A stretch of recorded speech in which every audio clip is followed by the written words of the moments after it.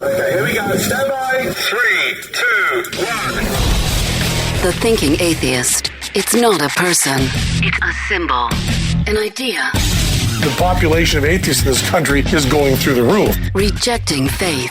Pursuing knowledge. Challenging the sacred. If I tell the truth, it's because I tell the truth. Not because I put my hand on a book and made a wish.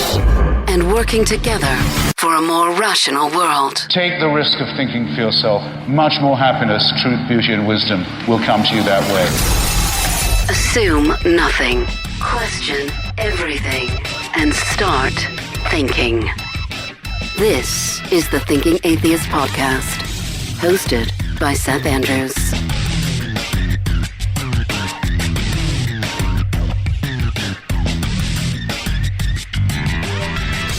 You and I live in a conspiracy theory culture, don't we?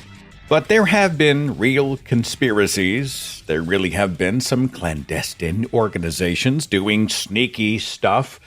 And Wondrium's series, The Real History of Secret Societies, has been so enjoyable for me. It's taught by Dr. Rick Spence. He is a history professor at the University of Idaho, and he gets into stuff like the Knights Templar and the not very secret anymore Freemasons.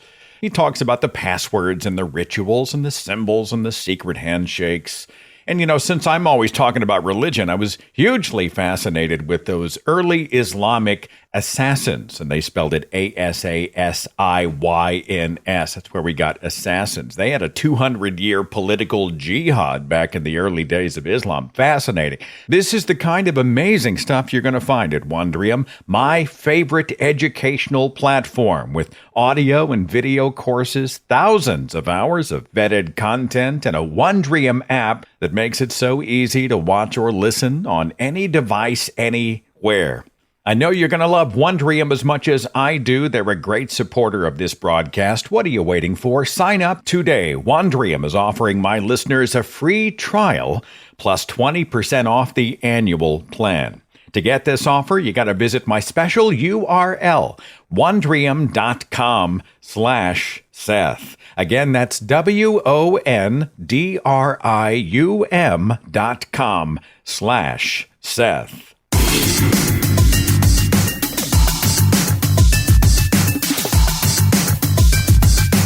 Lots of speaking events coming up. I'll be in Nashville for NanoCon, July the 30th. And then in August, that's going to be a busy one. I'm speaking in Ontario. Going to be in Dallas, San Antonio, Houston. I've got Lubbock, Texas coming up the 1st of September. And more coming up. All the details are at thethinkingatheist.com. I'd love to see you on the road.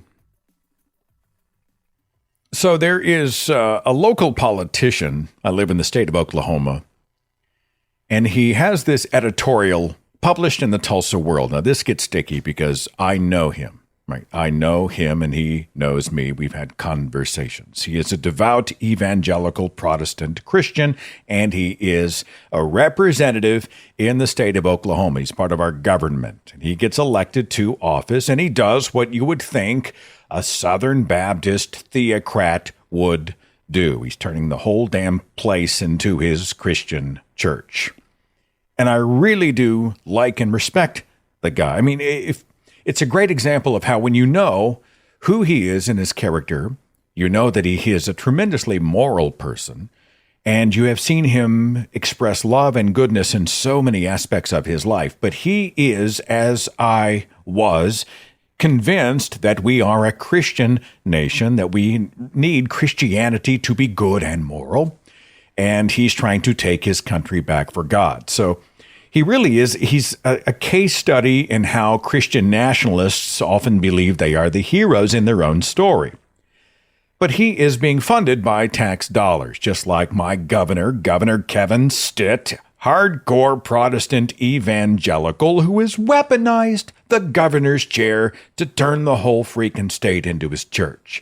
So the abortion debate and the recent Supreme Court ruling has just given these people tremendous opportunities to sit back and chest thump and soapbox about our need to return to Christianity to protect life.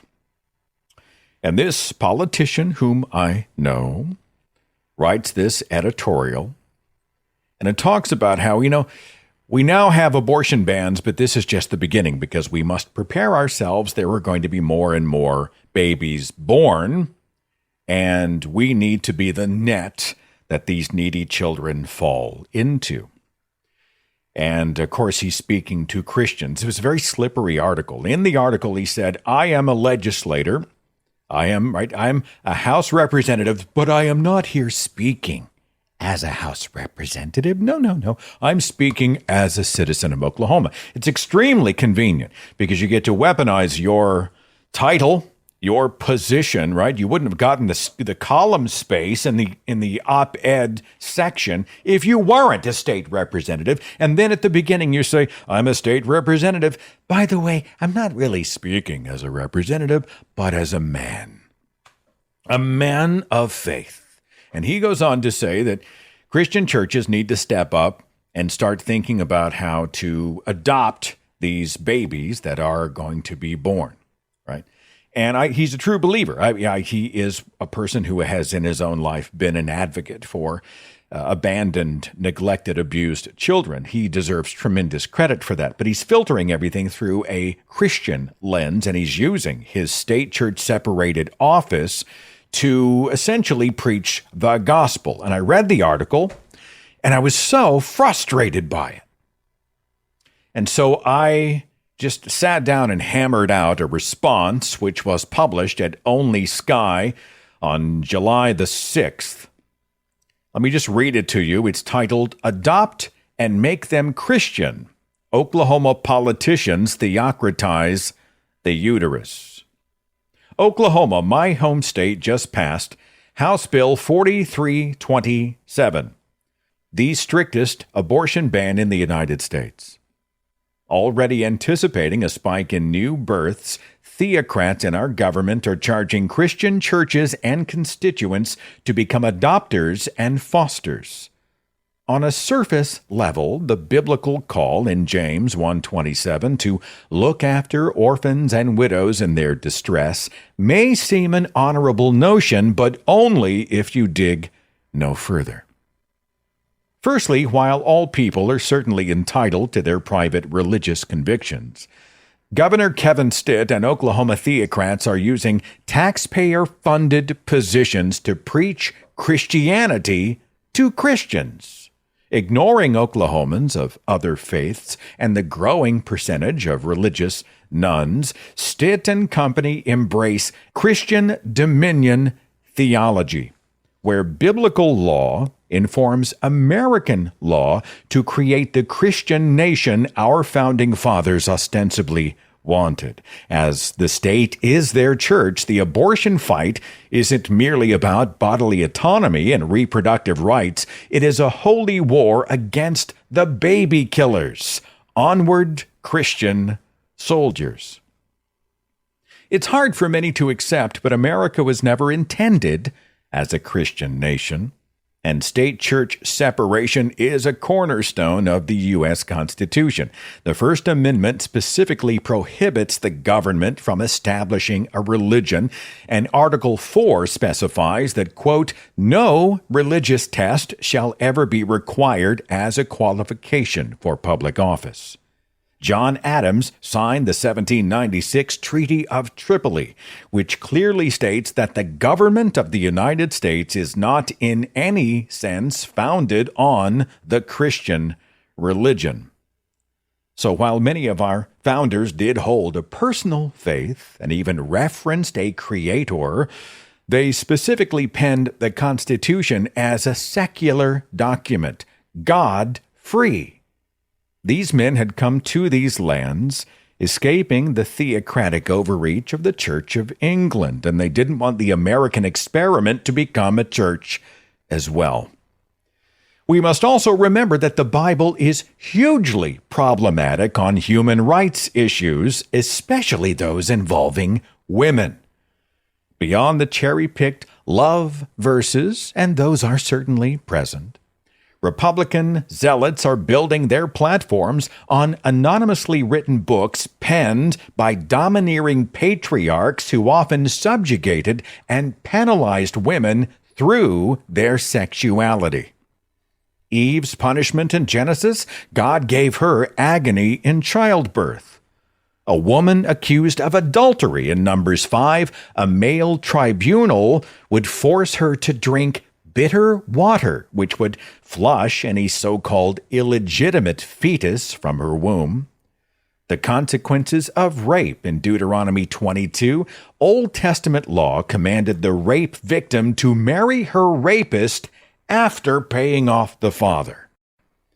Christianity's texts are loaded with sexual control and punitive consequences targeted at the female. No measure of Old Covenant apologetics excuses them, and myopic recitations of love thy neighbor don't erase them. The biblical Yahweh was a lot of things, but he was definitely not pro-life. Then we have the submit verses that place women under male authority. We're seeing this play out in today's Oklahoma legislature. Our politicians, mostly privileged white Christian males, are planting their dogmatic flags inside the uteruses of 2 million Oklahoma women. Oklahoma is laughably inept at science education, inverting cart and horse with lofty notions of Christian homes adopting and fostering the unwanted. This tactic sets children up for indoctrination into a specific faith and potentially shames Christians who don't want to add another massive commitment to their already crowded and stressful lives. Receive the needy children is a bumper sticker appeal as impractical as it is inappropriate. Escalating the specific issue of unwanted teen pregnancies is Christian purity culture, which sets teenagers up for failure. If puberty begins at roughly 13, and if the median age for marriage in this country is 30, we're looking at 17 years where young people navigate premarital sexuality. Religious youth are often kept clear of science-based sex ed and are instead force-fed sermons about sanctity and sin, abstinence and chastity, purity of mind and body. These tactics backfire spectacularly, and the data confirms this. Repression cultures struggle the most with sex, which is why our state sees more than half of its pregnancies unwanted, with 15% of those teenagers. Despite the sermonizing and the shaming, Oklahoma's teen birth rate is near the highest in the nation. Another interesting sex statistic, Oklahoma is ranked 5th nationally for porn use. Welcome to the Bible Belt. How many unwanted pregnancies might have been prevented if the pious weren't so awkward about saying the word condom, or if they taught responsible sexual practices, or if they hadn't declared the morning after pill a murder weapon against a freshly fertilized soul? I was a Christian for 3 decades, and yet thanks to Christian education, I was nearly 50 before I learned that roughly half of all fertilized eggs get ejected from a woman's body through menses.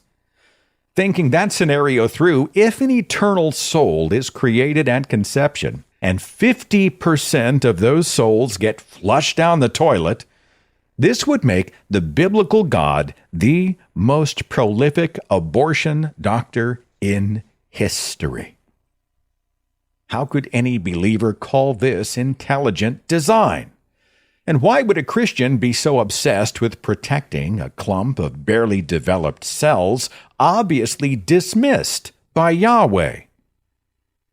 So often conservatives are told horror fiction about babies ripped from wombs by those mustache-twirling libs eager to snuff out sacred life. These dog whistles effectively outrage and activate, but the claims don't jive with the data. Most abortions happen in the first few weeks after fertilization. And the Roe model rightly increases restrictions on abortion as the pregnancy progresses.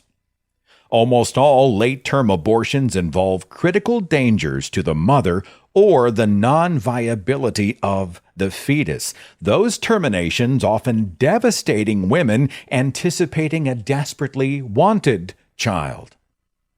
Also in play are minorities and the disadvantaged. Abortion rates spike among non-whites with poor access to education and health care, which pinballs us back to discussions about privileged white males making the rules for poor non-white females. With the stripping away of reproductive choice, grown women are infantilized. Rape victims, often pre-teens, are expected to deliver or raise the child of their rapist, and lost is any concept of bodily autonomy, which is strangely ironic, as the same conservatives that met the COVID pandemic with personal choice protests over mask wearing have now stripped reproductive choice from millions of others. When challenged about this exercise in privilege and control, evangelical Republicans can simply invoke God. Convenient. And finally, I take issue with the declarations that Oklahoma's problems must be solved by the Protestant Church. Citizens who are not Christians don't deserve dismissal or exclusion. We are just as Oklahoman, we are just as American. And no politician should tell us to adopt or not, to abstain or not, to abort or not. All good citizens agree that we must reduce unwanted pregnancies, and while abortion is a complex issue, many of us, and even many Bible-believing Christians, consider it an intensely personal choice and not a religious or political one. Ultimately, here in Oklahoma, my tax dollars are funding, against my will, those who religiously maneuver, restrict, and dictate the reproductive lives of others. Christian anti-choicers glean their agenda from Iron Age Bible authors who silenced women, kidnapped virgins, and stoned rape victims. They unconstitutionally deploy political clout to promote Christianity to Christians. They cast votes because they apparently cannot trust a God to intervene directly with a person who is considering abortion. And they remain a machine of mostly men deciding the fates of women. Oklahoma isn't a church, and its residents and democracy deserve better than Christian Dominionism. Reproductive choice isn't the domain of the theocrats. It's not their decision, and beyond the walls of their own private homes, it's absolutely none of their business.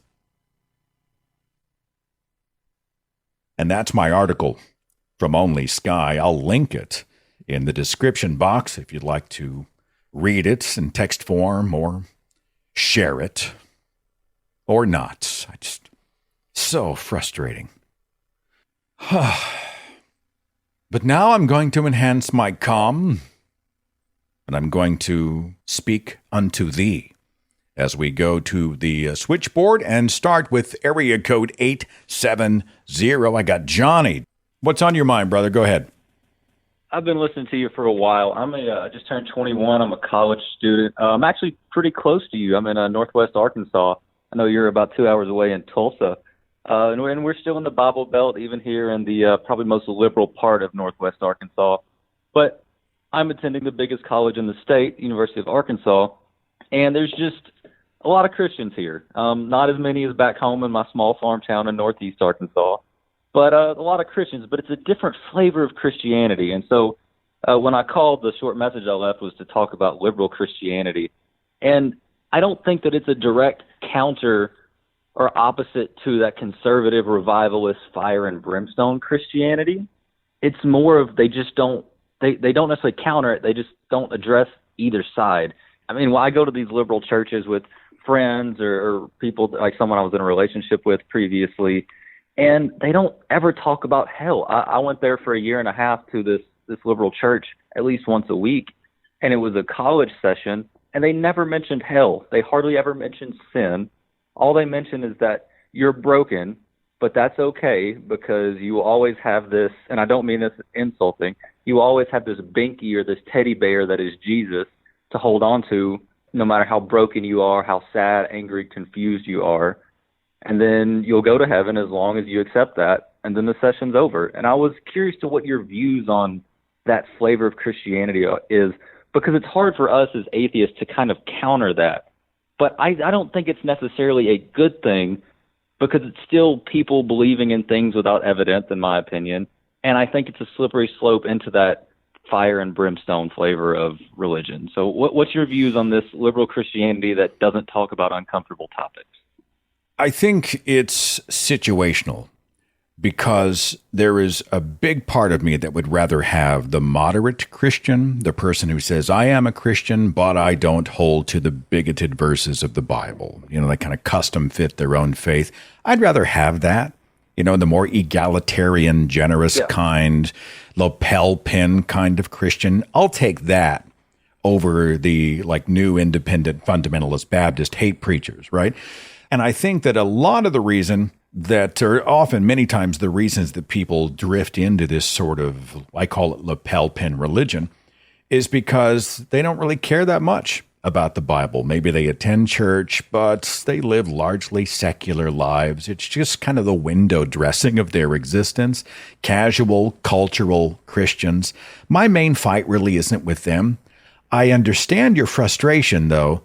I feel that many of them enable the hardliners by sort of sitting on their hands, not speaking out. And you have to wonder if some of them, I don't think a ton, but I think some of them are kind of cheering on the extremists. You know, they get to sit over here where it's safe and cozy in the cheap seats.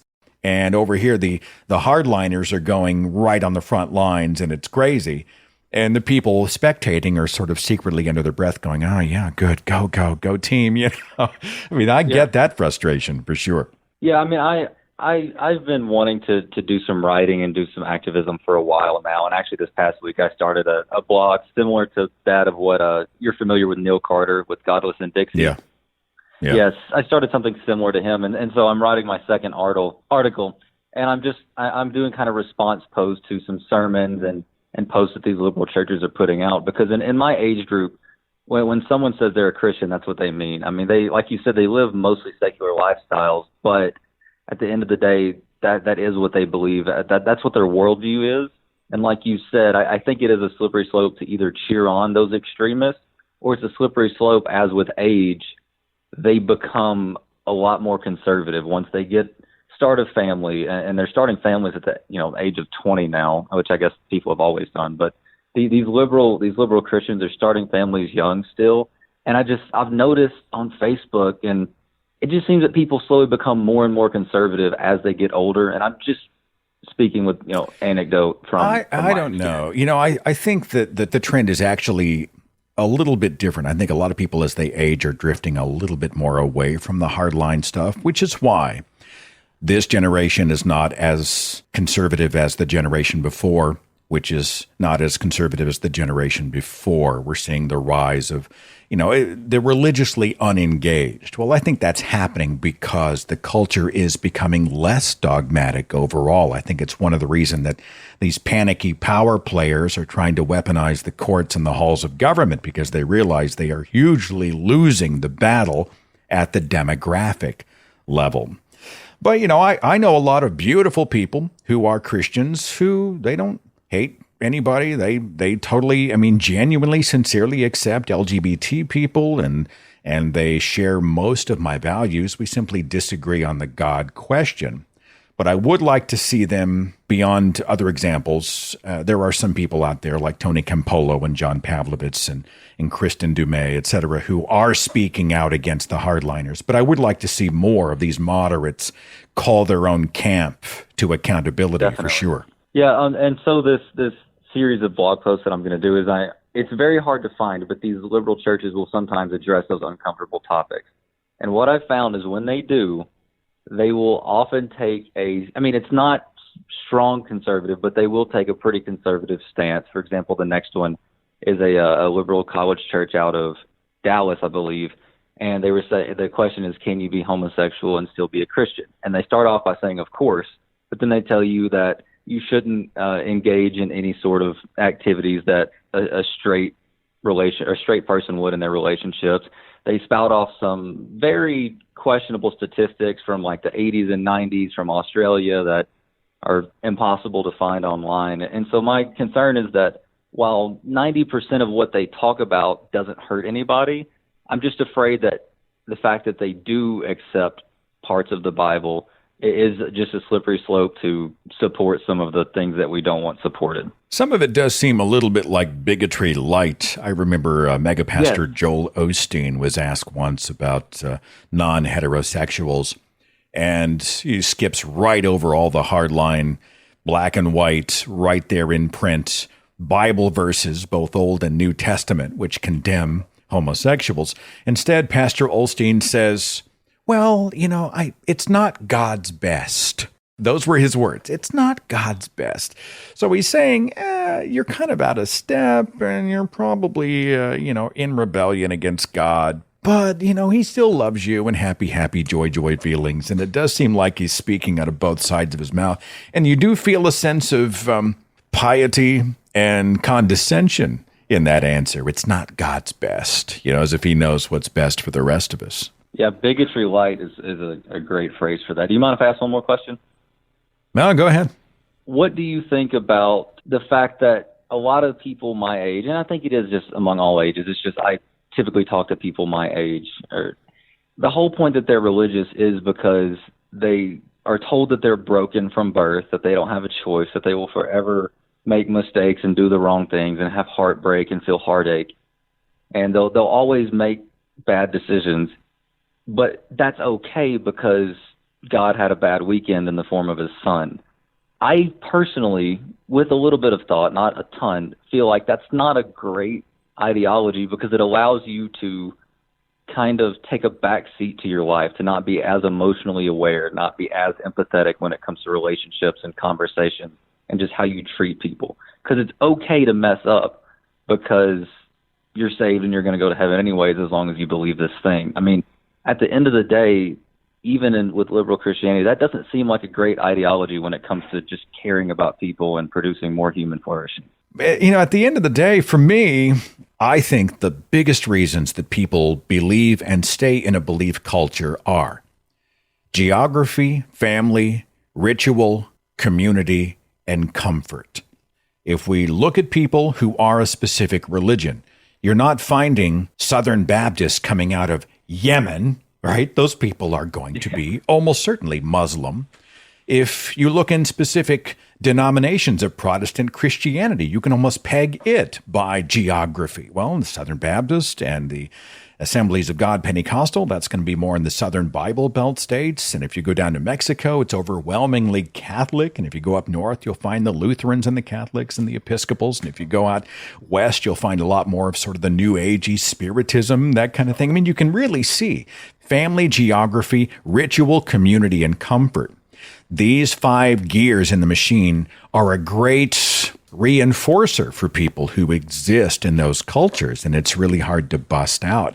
I don't think much of it has to do with theology. I think a lot of it has to do with where were you born, what do you know, what makes you comfortable, what alleviates your fears of being alive in this crazy world, and do you ever want to go against your social group? Because then you're on your own, right? So then you've got the societal reinforcements, in-group reinforcements taking place. I don't know, I'm babbling, Johnny. No. It's all good. I'm just babbling. So you're right. The question really comes down to, is it true? Is there any reason to believe it's true? And once we decide that question isn't the most important question, I think we're in a real world of problems.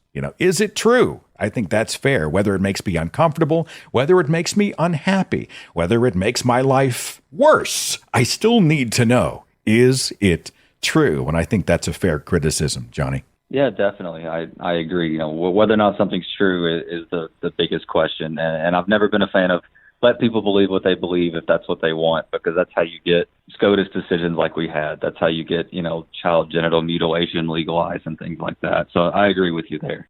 Johnny, I'm glad to meet a fellow Bible belter who's still kicking. You hang in there up there in Arkansas, okay? Yes, sir. We'd love to see you over here. I don't know how many of us there is, but yeah, I'd love to meet you someday at one of the conventions. Have a great one. We'll catch you later. Yeah, thanks for taking my call. Have a good one. 559. I got Danny. Danny, you with me? Hi, yes. Hi, how's it going? I'm well. Thanks for calling. What's on your mind? My question is, so sometimes when I'm debating people or if I'm just having a conversation about religion or God, and especially if the other side is religious and I'm obviously an atheist and I'm trying to talk to them, I've always had a problem with articulating my responses. And I guess basically my question to you is how would I go about maybe having a better approach to answering someone's questions, maybe more like a religious person's questions that doesn't immediately give off hostility, if that makes any sense, because I think I have kind of an issue with that. I guess I like the way you articulate your responses, and so I kind of was just wondering if you had any advice on that field. What's your goal? Are you engaging someone who is defending the Bible and you're trying to convince them that you may have a point, that you might be right in criticizing? Are you trying to deconvert them? What's your end zone? It's more so sometimes when I'm with my other friends that aren't really the most religious, but they'll maybe we'll be bringing up the topic. And like one of my friends the other day, we got brought up the topic of the existence of God and if he even exists or whatever. And I think whatever he had said, I kind of got stumped and just trying to figure out how to articulate my answers more, I guess. It's a hugely broad question because every conversation is going to be different and every interlocutor is going to be different, right? Right. Are you engaging somebody who's passive or someone who's really aggressive? Are you engaging someone who knows what they're talking about and can draw from the well of apologetics? Or are you talking to somebody who is really an emotional believer who knows it because they feel it and they saw Jesus in a dream and all that kind of stuff? And right. So I think you have to assess who you're speaking to. I think you have to determine what your goal is. And I don't think it's practical for you to walk into a conversation expecting that you're going to change the mind of a Bible defender or a believer. I think the goal is to have a civil conversation that humanizes both of you. Ask a lot of questions. It leaves the burden of proof on the other person. So instead of saying, there's absolutely no reason to believe that donkeys could speak Hebrew in the book of Genesis, right? Which immediately goes after them and then they start to squirm. You can put it in question form. Well, there's a story in Genesis where Balaam actually was arguing with his donkey. And I know there are animals that talk in the Quran and in some of the Hindu holy books and whatnot. How do you feel about the idea that a donkey spoke in Hebrew? Do you hold to that? And why do you hold to that? And I'm curious. And there's a way to phrase it where it doesn't sound like you're condescending. It doesn't sound like you're coming after them. But using the Socratic method, asking questions, shifts the burden of proof to the people making the truth claim. So that tends to often help to diffuse some of the more combative elements of those conversations. I wouldn't make them long conversations. I think shorter is better. You're not going to change the world in one car ride with a theist. You can have the longer exchanges, but especially at first, kind of skip like a rock over that stuff, man. Just skip through it and kind of plant a few seeds. I would not ever, if possible, ever raise my voice. I think the second it becomes emotional, you've lost the battle. Not that we aren't passionate about what we think and about protecting human rights and about trying to debunk the bunk, because we are. And I think we've all felt that well up in our chest, and we just want to get it out. And this is the stupidest thing I've ever heard. And how can you possibly believe this? And oh my God, are you even remotely cognizant of the damage that you are doing to this country and my fellow human beings? And before you know it, you really feel that vein on your forehead start to pop out, right? You felt that, haven't you? Oh, definitely, yeah. That's what I think the biggest issue is sometimes is trying to talk to someone and I just want to, exactly what you just said, just want to do that. And it's very difficult sometimes to not do that. So. And how often, when that happens, do you both leave feeling like it was a good conversation and everybody got something out of it, right? Usually we leave those exchanges feeling frustrated. What the hell? God, why don't they understand? Why aren't they listening to me? Why didn't I get any traction? Now they seem to be even more dogmatic, and I don't even want to deal with them anymore. And it's funny because it seems to have the opposite effect. The more we shout to convince, the less convincible they are. You got to get in front of that, Danny. I'm convinced that as you go in, be aware of the tone and temperature of your approach. You're strong. You're not weak. You're not a mamby-pamby sort of going through all these conversations. You can very much be a strong person in your convictions. But I think you can be like Hitchens was. Christopher Hitchens was hugely strong. But he wasn't shouting people down and pounding his fist on the podiums. You know, he did what he did with strength, but also with a kind of strong, gentle, I don't even know what the word is. But you catch what I'm saying, Danny? Does that make any sense to you? Oh, definitely does. Yeah, that's why I've always admired Sam Harris as well. I'm sure you're probably familiar with him, but he was one of the first people that I ever watched, I think a video or something of that kind of got me into this whole thing. And I just really admired how definitely him and Christopher Hitchens, just like the way they carried themselves and the way they talk and stuff. And that's definitely something I'm aspiring to get better at. So definitely. Well, don't punish yourself for not knowing the answer to every question that comes up. If somebody you're in a conversation with and they bring up a Bible reference or a piece of Old Testament history or a certain apologetic, and that's not your wheelhouse, you haven't gone there, that's just going to happen, man, because we're talking about a hugely complex thing. It's okay to not know the answer. If you feel that sense of panic, you can be like, well, that's a great question. I think we should explore that. I would like some time to explore that in a genuine interest in finding out what is true. Can you tell me what your perspective is? And then I'd like to sort of navigate this and we could talk about it again. I mean, that's one of those things where you're admitting I'm not omniscient, but I do want to learn more. I think you can practice on your own. If you are, this sounds stupid, but if you're on your own, you're driving in your car and you're not too self-conscious about it. If you want to go through sort of these situational exchanges, what might they say? What might my response be? What if they say this? What if I do that? Practice. It doesn't make you perfect, but it makes you better. And I think it's okay to situationalize and practice your exchanges before you have them. And just try not to lose your mind over the frustrations that you will organically, naturally feel. I think you're going to be fine. Okay, Danny? Okay. Hey, thank you. I appreciate it, man. I appreciate you having me on, and I hope you have a great day. All right. Thanks a bunch. Name calling. That's another one. Like, if you get so mad that you just start throwing out the ad homs, you're an idiot. You're one of the you must be dense. You're this, you're that. It may be true, but the second you're in an exchange and you resort to the insult, you've lost. You've lost whatever high ground you had. You've lost any opportunity to actually make a point because you've gotten personal, I've got more listeners, more calls standing by. We will continue the broadcast right after this.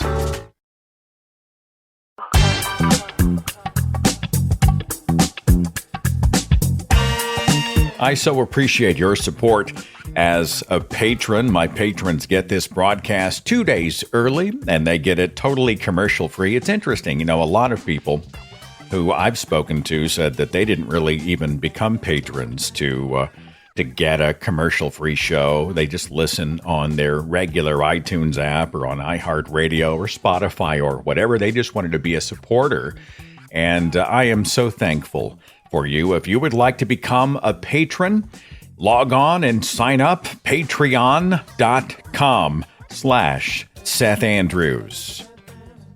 And our broadcast with your phone calls continues. 928. I don't see a name, but 928, are you with me? Yes, hello. Hey, thanks for calling. What do I call you? Carlos. Carlos, thanks for being a part of the show. What's on your mind? You and I used to listen to the same contemporary Christian music back in the day. I'm a big fan of Guardian and Phil Kagi and Whiteheart and all those guys. Wow. And so we listened to the same stuff back in the day. Children of the 80s, we must be, yeah. And I am a retired pastor. And since I retired, I've been taking a new look at the Bible. And I am in a serious process of deconverting. I have realized that the Old Testament is... I told my wife, I said, we got into talking about Noah's Ark, and I said, now look, this is a parable. It's not historical. And she was rather troubled by that. But fables I call those things parables instead of fables because I'm still in the process of deconverting. But I no longer believe any of the stuff in the Old Testament. I'm still struggling with my background. I grew up working at a funeral home and saw death around me and had a very negative view of life. And then when I discovered the resurrection, it just gave me this whole hope that life was meaningful. And now that I'm in this process of deconversion and I'm seeing all these massive shootings around us, I'm beginning to feel despair again and want to hold on to that hope. And so you are such an excellent communicator. Walk me through this process, please. Well, I have a conversation coming up with a former pastor. His name is D.B. Ramsey. And I found his story hugely compelling, which is why I reached out to him. It's going to air, if not next week, I think it'll air the week after. And so I would encourage you to be here for that because his name is Dave. It's just a precious guy who did what you have done. You know, he preached the gospel from behind the podium. I've talked to so many people who were clergy or ministers in some way, and once you've committed yourself, it becomes so much a part of your identity. I can't imagine what's going on, under your skin right now. You're probably wondering about all kinds of other things. If I don't believe this, then what happens to that, right? If A is not true, then what happens to B? Is that going on in your skull these days? All I'm looking at right now are the subjective moments when I was overwhelmed by God, and he seemed so real to me. Other than those subjective moments, I've already lost everything else to hold on to. I'm not clairvoyant, so the complexities of your journey they're unknown to me. I've done a lot of this, but I just don't. I'm not an expert. I'm trying to think of people who might be better at having this conversation, but I'm going to do my best. Okay. Well, I have spoken to the people at the clergyproject.org, and I haven't had the nerve to join it yet. I no longer believe in afterlife, heaven, hell, spirit, all that. That's all gone for me. There is a thinking that I had when I was in the church that if I don't live forever, does it steal the joy from this life? If I'm never going to see those I've lost, am I prepared to accept that, what I'll call it a reality, that there's at least no proof or evidence for an afterlife, a heaven, that kind of posthumous existence with happiness and pearly gates and white light and family reunions that was once so attractive because, those of us who have loved and lost, that was so appealing to be so convinced that we would see them one day again. And there were a lot of those kind of connectors for me when I was a believer that I miss, but wanting them to be true doesn't mean they're true. And I had to jump over that. I just had to continue to force myself over that speed bump.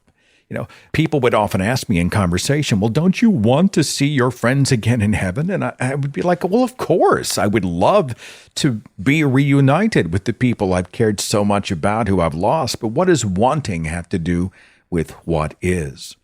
And I had to will myself over those little speed bumps to try to remember that, my very human nature to want something to be true does not determine truth. And then if I come to a conclusion that there's no evidence that anything exists beyond my final breath here on planet Earth, then that adds a real urgency to the moments here. then I know that I've got to make the most of every second, and I should say the words that need to be said, and I should set those goals and work toward those dreams and love who I want to love and stand for my values. It becomes even more urgent because there is no tomorrow. That's kind of how I've approached it. I don't know. Is it something like that going on in your mind these days? Whenever somebody I know passes away, I just hold up my finger and go, the candle is out. It's over. Yeah. And that's what I feel about that now. But like I said, I'm beginning to descend into a little bit of this world is really a mess and it's getting worse. Before I had the hope that we're making the world a better place, but now I know it's up to us. There's no supernatural force that's going to come out and help us. And if I can help frame that, and this is just one guy's perspective, but the best things that the church has done to improve the world are not church things. The church often did them well, but they were human things. So those endeavors, the charity and the goodness and the compassion and constructing this better world, that's a human endeavor. That has not gone away. We're very involved in that. I'm at an awkward place because my wife, I can't tell her that I don't believe anymore. Her brother's a pastor. Her grandfather was a church college president. All of her siblings are all in the church. My kids are all in the church. This is a secret journey that I'm on that I don't have anybody to share it with. And the consequences of her finding out is that scary? I mean, She would be exceedingly sad. I had a glimmer of hope last year when she decided to read through the Bible. The first step of becoming an atheist is to really read the Bible. And she didn't get very far into it till she said, God's not a very nice guy, is he? But it didn't push her over the cliff. No, and I've done a little bit of pushing lately. We read the story of the flood, and I'm like, there were stories about this 1,000, 1,500 years before in other cultures. This is just a retelling of an old story of someone saying, now this is how it really happened. But it's just a parable, like the parable of the prodigal son. It's no more true than that. It's just a story. And she said, why are you trying to discourage me? I couldn't answer that. Well, it's a great example of the emotional connections that we have to a belief, right? We take beliefs personally, and at some point it's not really about the data. It's not about the bullet points. It's not about what the verses say. It's more about, this is part of my identity, and she's going to protect that. And it becomes hugely frustrating because you walk into the room with some really good criticisms, but those criticisms don't seem to really be buying you anything except frustration across the board. At the end of the day, I just think an authentic life is the greatest gift you can give to yourself. I think any worthy God would see someone trying to live an authentic life and would never punish, but would always reward that. And I think, if you and your wife ever have that sit down, that's part of the conversation I would have. I don't believe in a God that would punish me for trying to do this honestly and for asking hard questions and for wanting authenticity. And I want to take an honest journey. And I just want you to know I'm the same man you married. I am just on a journey, as so many of us are. And, and I hope that you will see me on this journey as someone who would be regarded meritoriously by any worthy deity, Yeah, one of these days she's going to figure it out, because every now and then she looks up our friends on Facebook, and when she scans my Facebook, she's going to see R and Ra and you and the Thinking Atheist all on my Facebook and go, why are you following these people? Oh, yeah. Well, just email me and I'll find a show that she can enjoy that doesn't go after Christianity, but something that maybe tackles another faith or one of our general knowledge shows, or maybe the weird news type broadcast, or maybe the second show that the second podcast I'm preparing. If she ever goes there and has questions, we'll see if we can find a gateway show to perhaps allow her to acclimate to the rest of these conversations. At the end of the day, I just think it's amazing that you have given yourself permission to go as far as you have. After, you're pot committed, or you have been a lifetime at the pulpit, And now you're asking really, very difficult questions, and you're doing so with great courage and sincerity. Yeah, I had nearly 40 years, and, we're still going to church because I can't not do that with her. Sure, I get it. I get it. And I'm not going to hurt our pastor by beginning to, say, well, this really isn't true. I'm just smiling and going along for the ride. But as long as you don't spend all of the rest of your life sitting on your hands while everyone else gets to be authentic, that would break my heart. And I know there is a cost-benefit discussion that only you can have. And I know a lot of people, they go and sit in the pews or in the chairs on Sunday, and it's more of an experiment, a social experiment, or they're going just as a chess move kind of a thing. But I would encourage you, I hope you don't spend all of your remaining days, years on this earth keeping everybody else comfortable. I think at some point you deserve to let people know who you are authentically. And it's my hope that maybe those doors will crack open somewhere down the way. Okay? Well, wow. That has really given me some things to think about. I'm going to work on that one for a long time now. Well, go at your speed, brother. Go at your speed. I'm just the guy sitting across the table talking. But, excellent communicator. I appreciate listening to you so much. Well, thanks, brother. I know what it's like to keep the peace, but so often peace is not peace. It's just kind of an absence of conflict. And we seem to be the ones doing all the bending. We're the ones who are always trying to make everybody else feel comfortable. And I just feel like, maybe it's not my job to make sure everybody else is comfortable. Maybe I need to be true to myself. And if you come to a point where the cost benefit on that score is worth it for you, all my best. And for lack of a better way of saying it, God bless you. Okay? Hey, thank you so much. This means a lot to get to visit with you. It's a pleasure to talk to you as well. Take care. All right. Some people would be like, well, if he doesn't say everything he wants to say now, he's a coward. I've heard that before by some people. That's totally wrong. It's totally bogus. Sometimes we are in a long game. I've got Natalie in Baltimore. Natalie, you with me? Hi there. What's up? What's on your mind?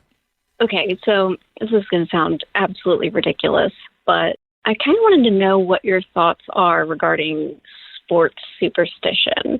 I know this is weird, but I can't seem to shake baseball superstition. It's not like I actually believe in it, but I still act on it, if that makes sense. So basically, the Baltimore Orioles have invariably been somewhat disappointing throughout my adult life, aside from some fluke years here and there where they got to the playoffs and, of course, did not win anything. They haven't been to the World Series in 4 decades, I think. So now they have an 8-game win streak going, and I can't help but be anal retentive about what shirt I have on, and I yell at the commentators when they start talking about stats. I'm just wondering what you think about this. Is it just harmless fun, or do you think maybe allowing it to happen in some way might stand in the way of my credibility as a skeptical person? No, I think it's harmless fun. You've already demonstrated here. You're kind of winking through this conversation. You know that you haven't called down the spirits to bless the Orioles. But there is something that resonates with you that makes you feel good, assured about wearing the shirt or having the logo or doing whatever ritual you are.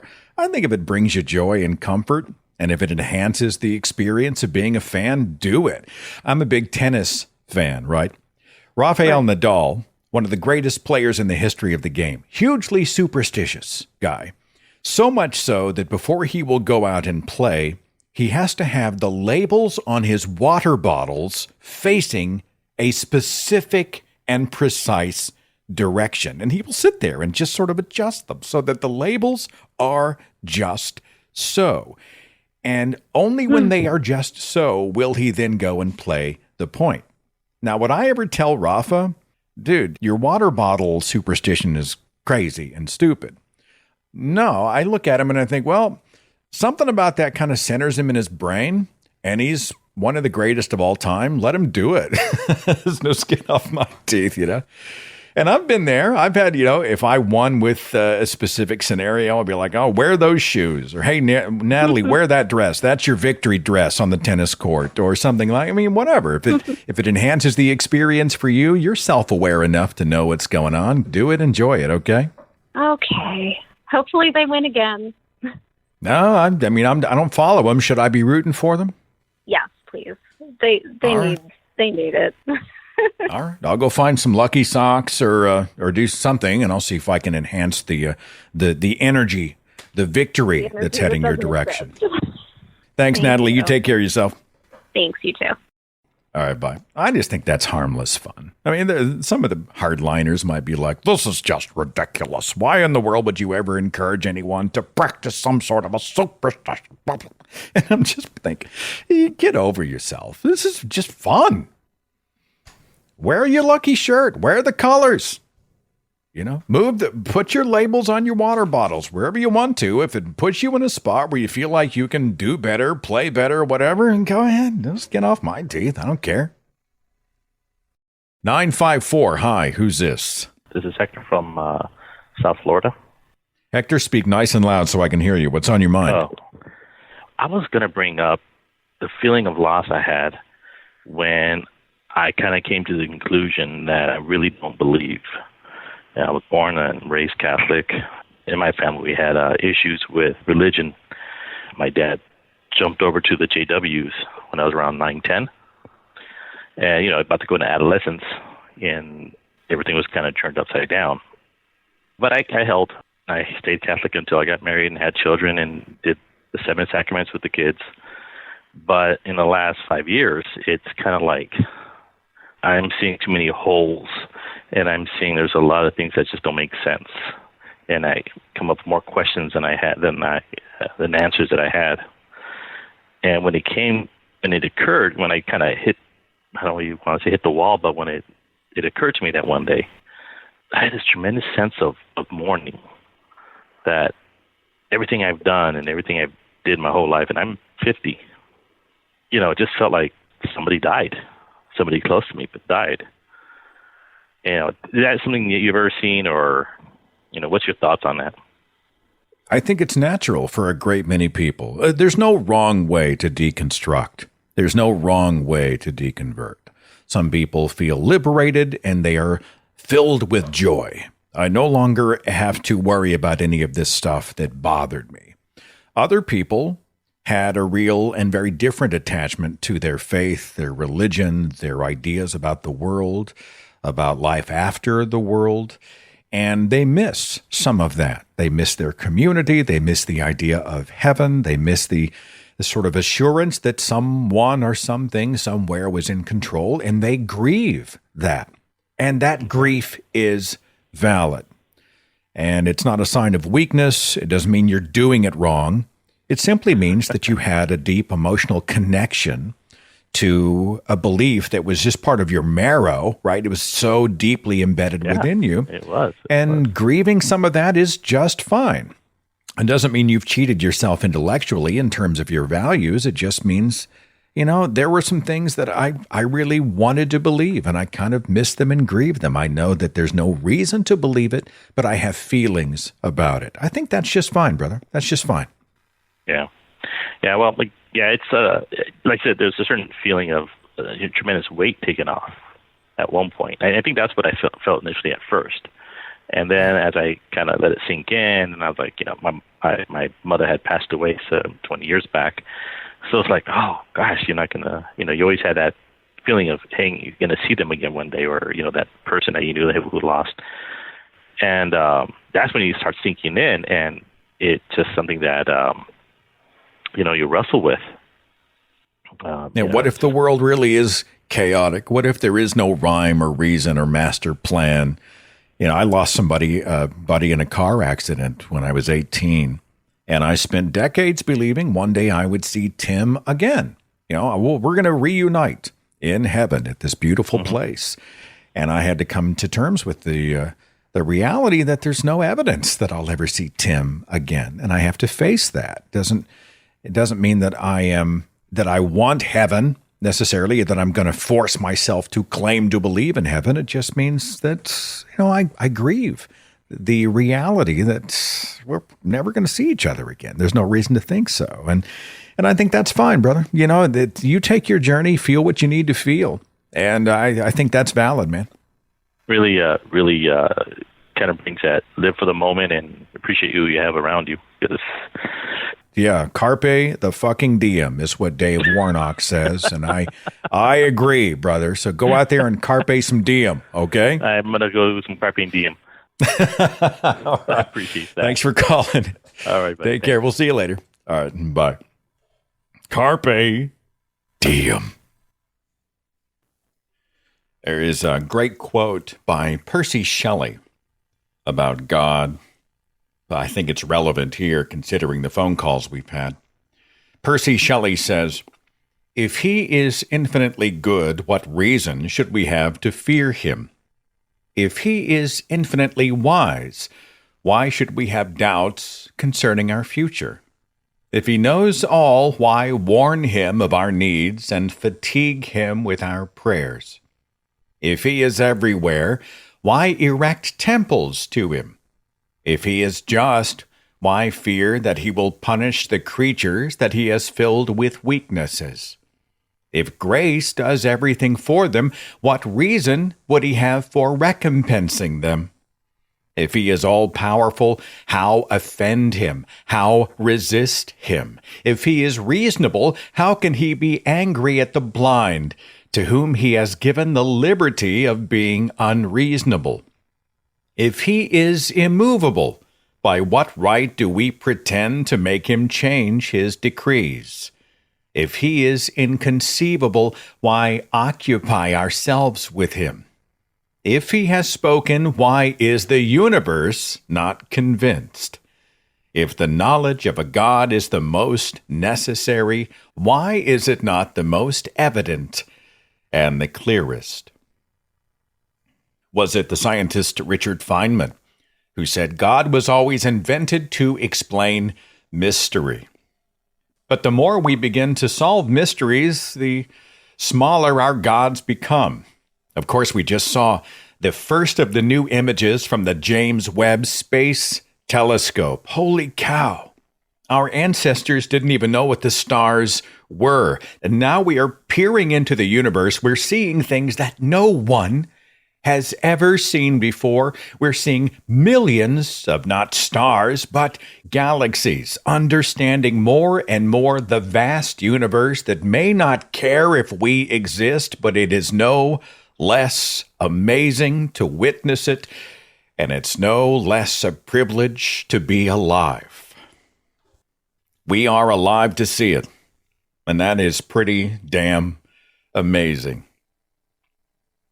I am off to the production room. I am working on my second podcast, which is going to release in just a few weeks. I will have details on that. In the meantime, you are so appreciated. Go out there and carpe some diem, and I will catch you next time. Follow The Thinking Atheist on Facebook and Twitter for a complete archive of podcasts and videos, products like mugs and t-shirts featuring the Thinking Atheist logo, links to atheist pages and resources, and details on upcoming free thought events and conventions. Log on to our website, thethinkingatheist.com.